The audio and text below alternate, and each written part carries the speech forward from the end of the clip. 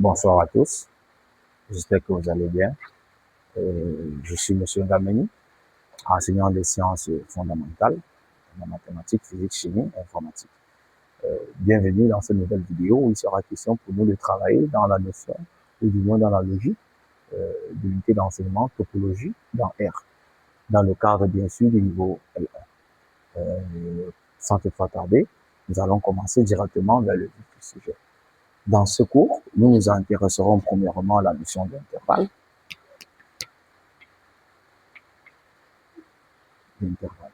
C'est quoi un intervalle?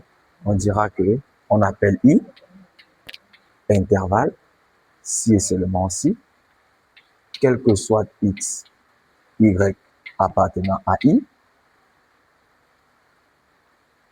et quel que soit Z appartenant à R, X plus petit que Z, plus petit que Y, entraîne automatiquement et naturellement que Z appartient à I. Dès lors que ce n'est pas vérifié, dès lors que cette phrase quantifiée n'est pas vérifiée, I n'est pas un intervalle. Ça, c'est la définition. De montrer que I est un intervalle par définition, ça revient à montrer cette phrase quantifiée. D'accord? Comme exemple, nous verrons naturellement que si je définis A, l'ensemble A comme ceci, 2, 4, 7, 8, A n'est pas un intervalle parce que si je prends le réel 5, 5 appartient à R, 5 est plus grand que 2, 5 est plus petit que 8, mais 5 n'appartient pas à A. Du coup, c'est pas un intervalle. On peut donc comprendre que la réunion nécessairement des intervalles n'est pas toujours un intervalle.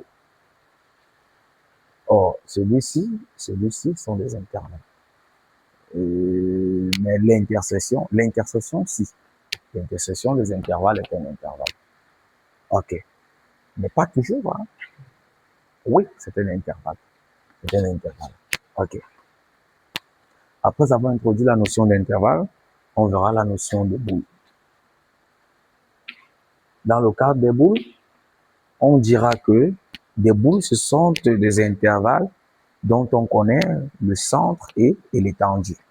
Donc, une boule est un intervalle centré en un point X et de rayons bien définis qui correspond à la moitié de l'étendue ou de l'amplitude de l'intervalle. Ok. C'est pourquoi on va les caractériser par, naturellement, le centre et la moitié de l'amplitude qu'on appellera le rayon. Dans ce cadre-là, si c'est R, nous sommes dans R bien évidemment, on voit donc que la boule de centre X de rayon R va donner quoi? Parce qu'on aura 3 types de boules. On aura la boule fermée, notée des barres, et on aura la boule étoilée. La boule étoilée, bon, on ne pas faire abstraction. Ok, la boule ouverte n'est rien d'autre que l'intervalle X moins R, X plus R. On voit bien qu'elle est centrée en X. Et celle-ci, ce sera le fermé.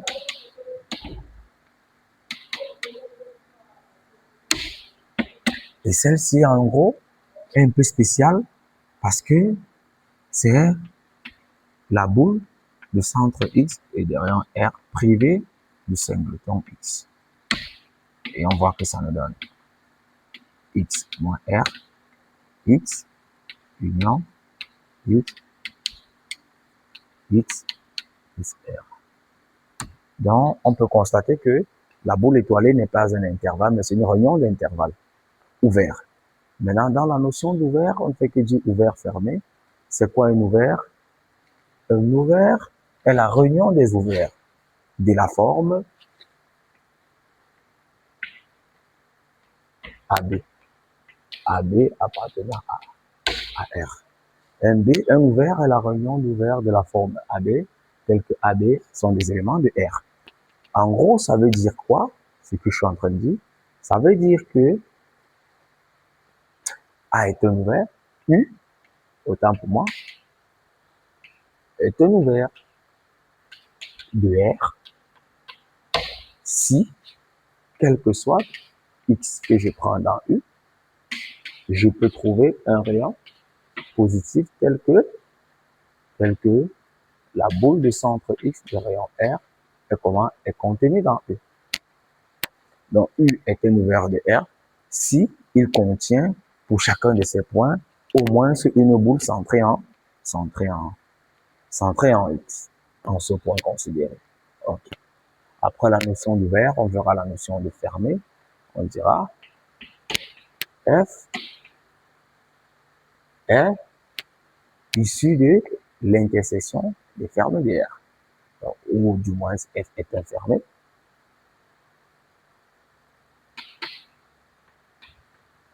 Est un fermé de R si, quel que soit X que je vais prendre, F, pour tout rayon positif, la boule de centre X et de rayon R intercepte F naturellement. Ça, c'est la notion de fermé. OK. Pour comprendre, F est un fermé de R si F rencontre les boules associées à chacun de ces points. Les boules centrées à chacun de ces points. OK. Ça, c'est la notion de fermé. Maintenant, dans cette notion d'ouvert-fermé, on verra que si U est un ouvert, U est ouvert, U est ouvert de R, entraîne que complémentaire de U dans R est un fermé de R. Et F est un fermé de R entraîne que complémentaire de F dans R est un ouvert de R. OK. Dans cette même optique d'ouvert fermé, nous verrons que l'ensemble vide et la droite achevée, qu'on appellera R ou R bar, sont un peu spéciales parce que l'ensemble vide et R sont simultanément ouverts et fermés. Donc l'ensemble vide et R sont simultanément ouverts et fermés de R. OK. Ayant donc cette notion d'ouvert de R, fermé de R, on introduira un nouveau concept qu'on appellera ici l'intérieur de A, l'intérieur d'un ensemble, l'adhérent d'un ensemble, l'ensemble dérivé associé à un ensemble. Sans toutefois tarder, rentrons donc dans ce qu'on appelle intérieur, l'intérieur d'un ensemble A. Avant même d'introduire la notion d'intérieur, j'allais oublier, on va voir ce qu'on appelle le voisinage. Le voisinage d'un point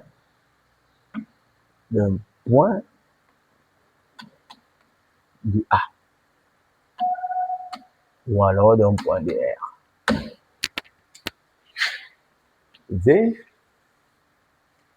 soit X appartenant à R, soit X appartenant, disons même à A, soit X appartenant à A,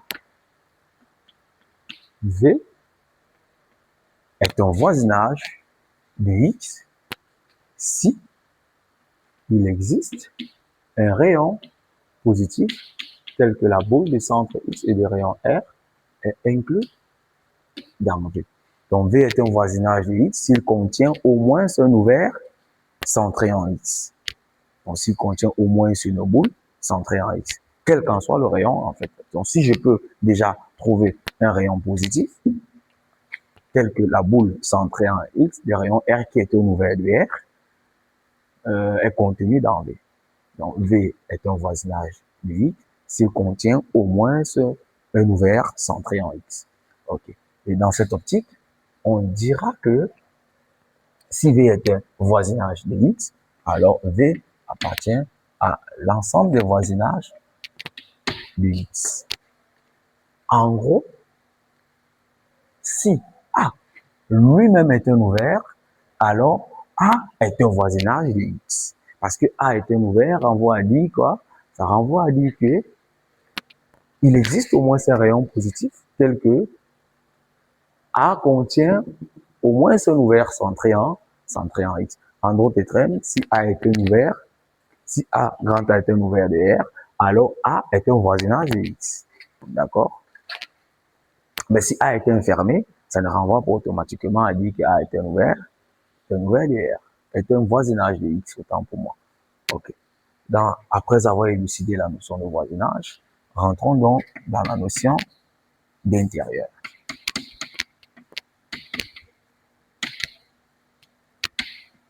C'est quoi l'intérieur d'un ensemble? Si A est un ensemble, l'intérieur de A est noté A rond.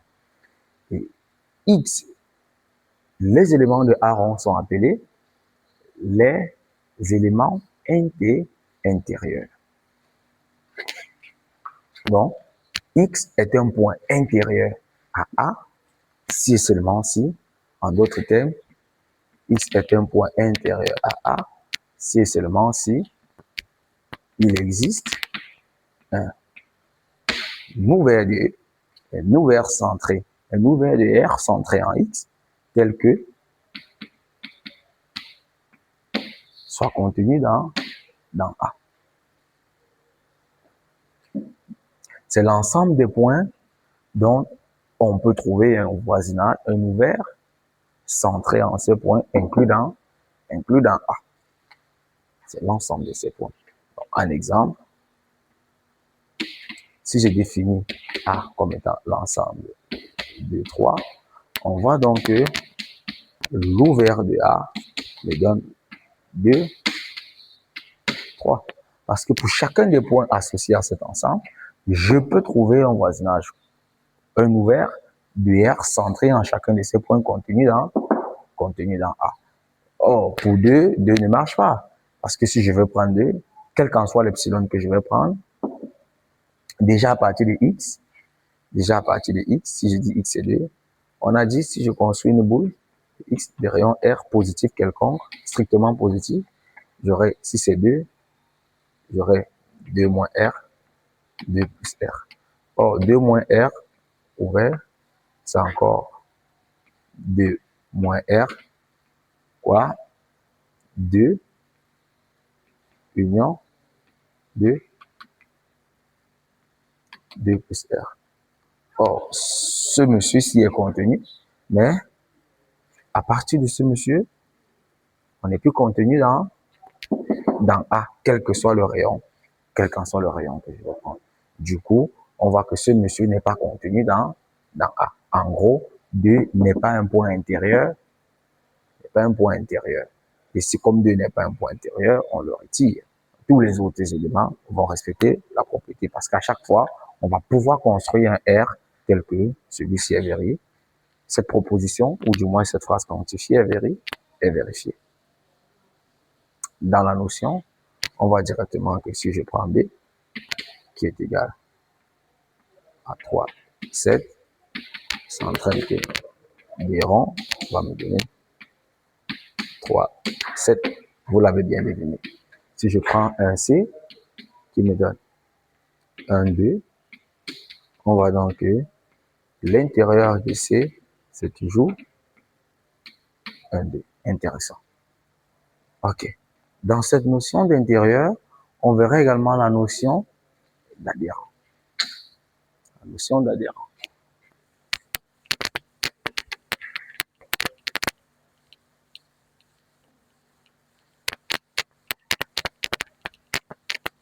On verra la notion d'adhérent.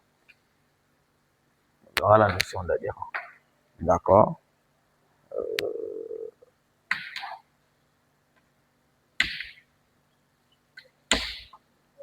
y aura la notion d'adhérent. Dans la notion d'adhérent, l'adhérent de A est noté à bas. Avant même d'y arriver, j'ai oublié quelques propriétés. On va lister directement une fois pour ne pas revenir là-dessus. En propriété,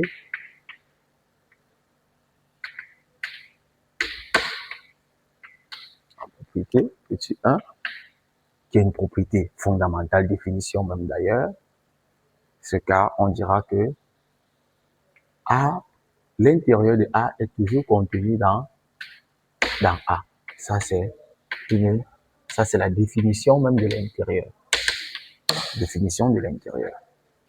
En petit 2, on verra que si A est inclus dans B, ça entraîne que l'intérieur de A est inclus dans l'intérieur de B. En petit 3, on dira que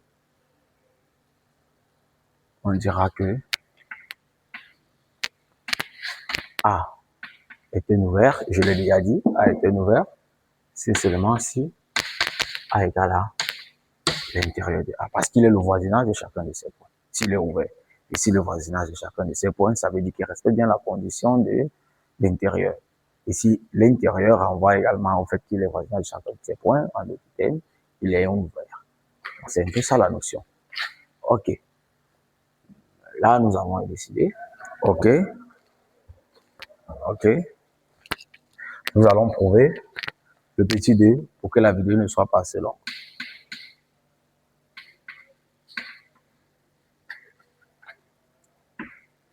Supposons, je vous renvoie lire le cours sur la logique et raisonnement mathématique qui montre comment démontrer une implication. Supposons A inclus dans B et montrons que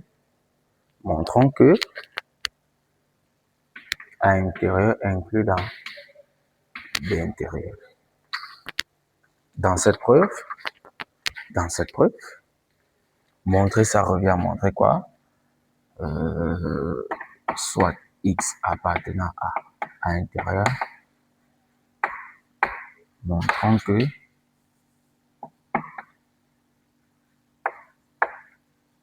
X appartient à B intérieur. X appartient à B intérieur, ça veut dire quoi? Donc, montrer ça, X appartient à B intérieur, ça veut dire quoi? Voici les éléments qu'on a. On a ça, et on veut montrer que X appartient à B intérieur, c'est-à-dire montrer qu'il existe un R positif tel que la boule de centre X de rayon R est contenue dans B. Okay. Voilà ce qu'on veut montrer. Et montrer cette phrase quantifiée, ça veut dire cherchons R positif ou alors construisons R positif tel que la boule de centre X de rayon R soit inclus dans B. Qu'est-ce qu'on a? On a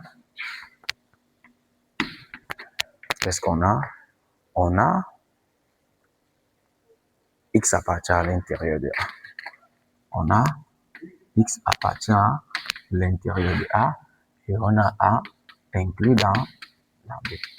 Ceci renvoie à dire qu'il existe un epsilon positif tel que la boule de centre X et des rayons epsilon est contenue dans A. C'est bon? Et A inclus dans B. Comme A inclus dans B et que la boule là est contenue dans A.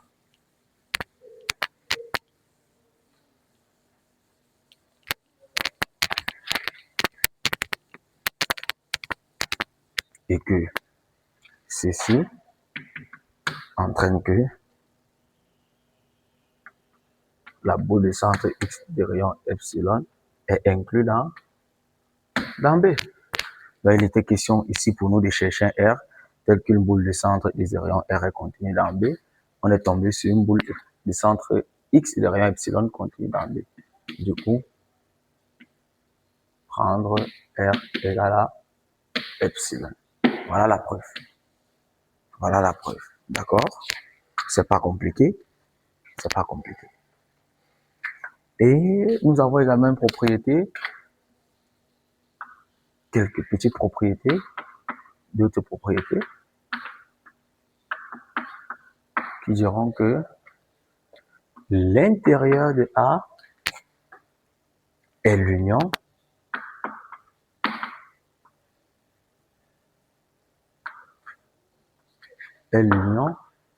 de,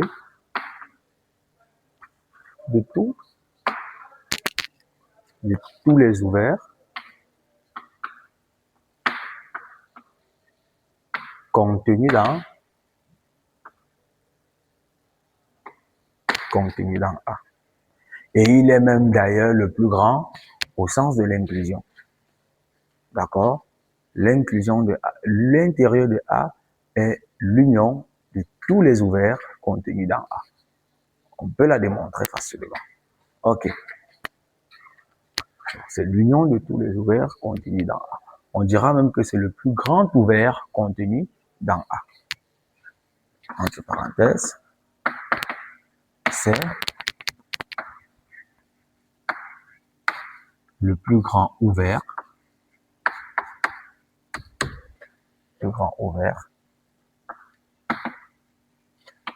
contenu dans A. Ok. Après la notion d'ouvert, on entrera naturellement dans la notion de fermé. C'est quoi un fermé?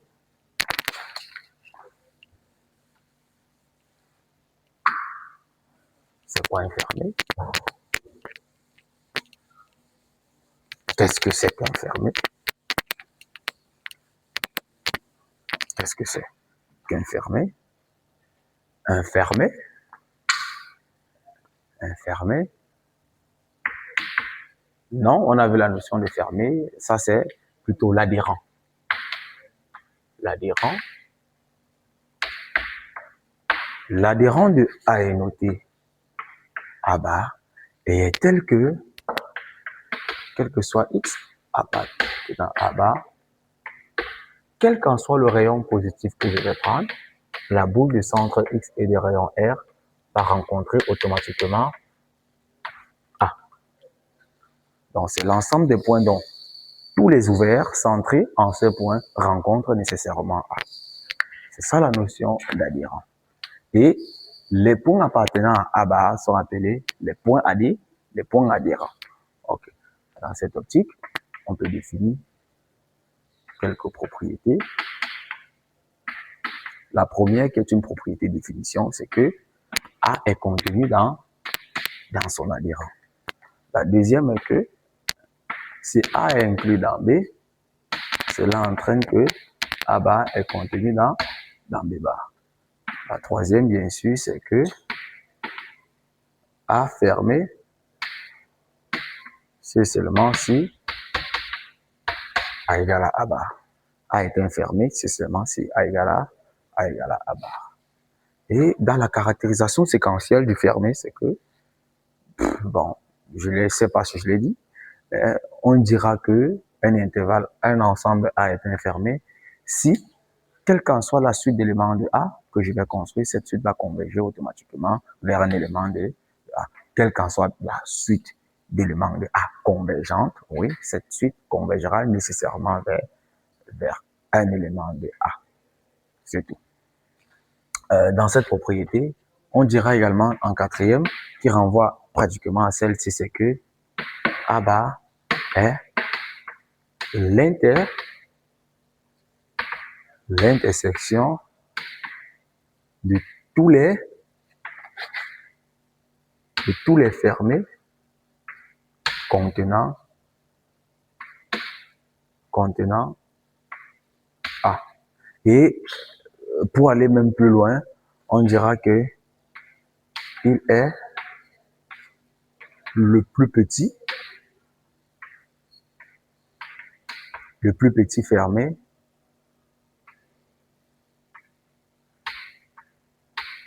contenant A. C'est le plus petit au sens de l'inclusion. On peut également facilement démontrer ça. D'accord? On peut facilement démontrer ça. On suppose A est un fermé.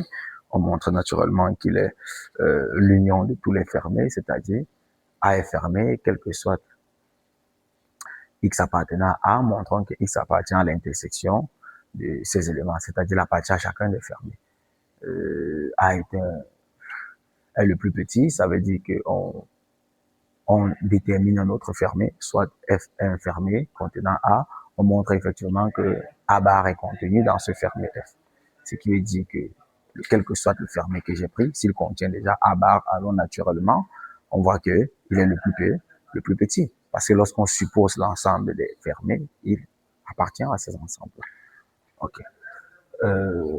Après avoir vu la notion d'adhérent, après avoir élucidé quelques propriétés, on va s'intéresser maintenant naturellement à la notion d'ensemble dérivé.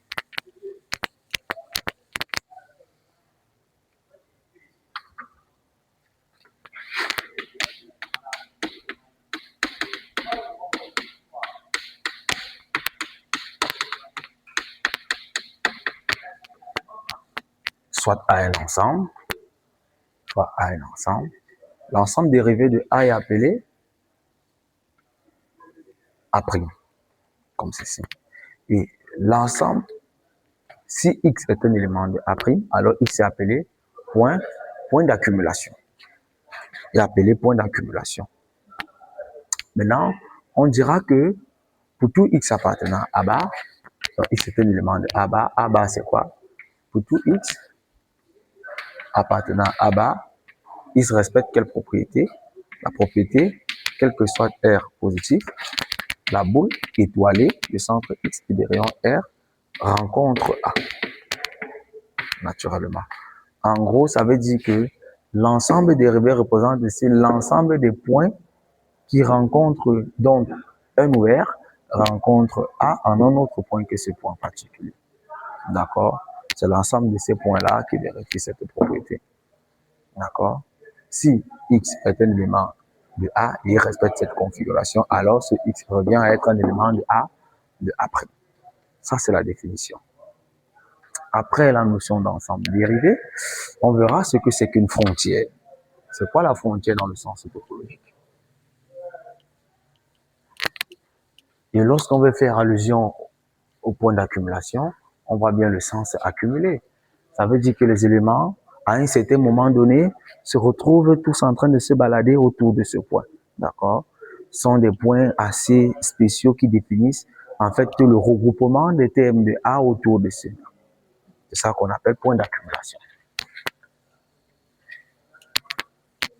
Un peu comme dans votre salle de classe, il y a toujours quelqu'un qui fait en sorte que tout le monde essaie de s'accourir ou du moins d'accourir et se regrouper autour de lui. Parce que peut-être il est intéressant, peut-être il dit quelque chose, il dit toujours des choses particulièrement drôles, ou alors du moins s'il est musique, ou alors il fait des choses, en fait, quel que soit ce qu'il fait, mais on se rend compte qu'à un moment donné, tout le monde essaie de se regrouper autour de lui. Et ce sont ces points-là qu'on appelle points d'accumulation. D'accord. On verra maintenant la notion de frontière. La frontière de A notée, FR de A, n'est rien d'autre que A bar privé de l'intérieur de A. Ceci est vrai parce que on nous a dit que A est contenu dans A bar et A bar lui-même contenait l'intérieur de A. D'accord? Ça veut donc dire que l'intérieur de A est contenu dans l'adhérent de A. Et si ceci est vérifié, ça veut dire que dans l'adhérent de A, je peux retirer l'intérieur. Et lorsque je le fais, ce que j'obtiens est appelé frontière de A. D'accord? C'est un peu ça que renvoie la notion de frontière. La frontière ici, c'est un peu comme des extrémistes. Hein? Les extrémistes, les limites, pas des limites associées à une suite, mais les valeurs qui, en fait, définissent le socle de A. D'accord? Des valeurs qui définissent le socle de A. Donc, une fois qu'on a défini la notion de frontière, on verra ce que ce que c'est qu'un compact. La compacité. La compacité.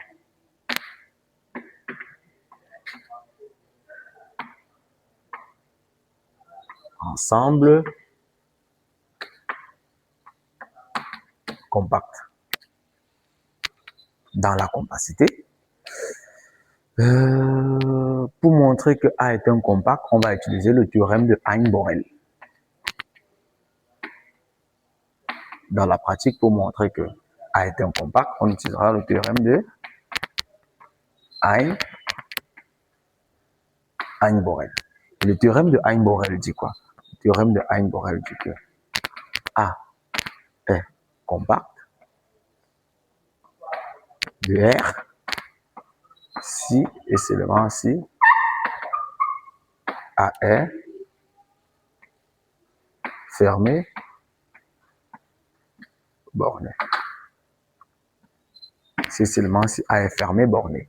Maintenant, la démonstration de fermé, borné, pour montrer ce théorème, on aura à faire recours à un autre théorème qu'on va appeler, pour la démonstration, qu'on va appeler le théorème de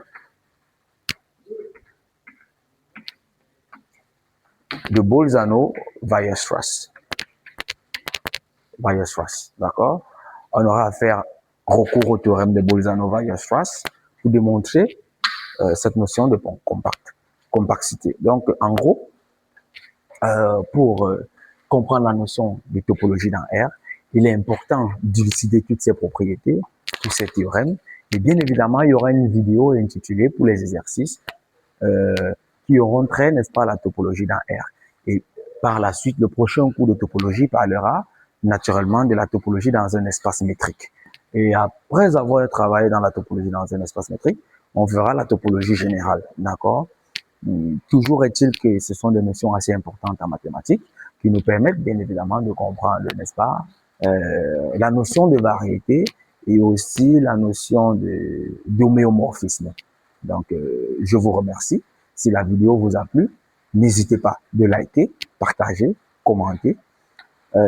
Si vous avez des zones d'ombre, si vous ne comprenez pas un concept, n'hésitez pas de nous faire signe, de nous contacter naturellement au numéro de téléphone sur WhatsApp, qui est le suivant.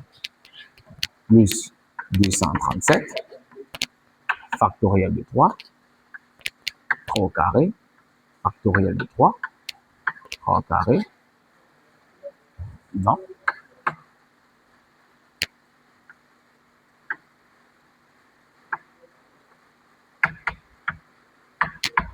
N'hésitez pas à nous contacter sur ce numéro, naturellement, et nous ferons l'effort d'élucider toutes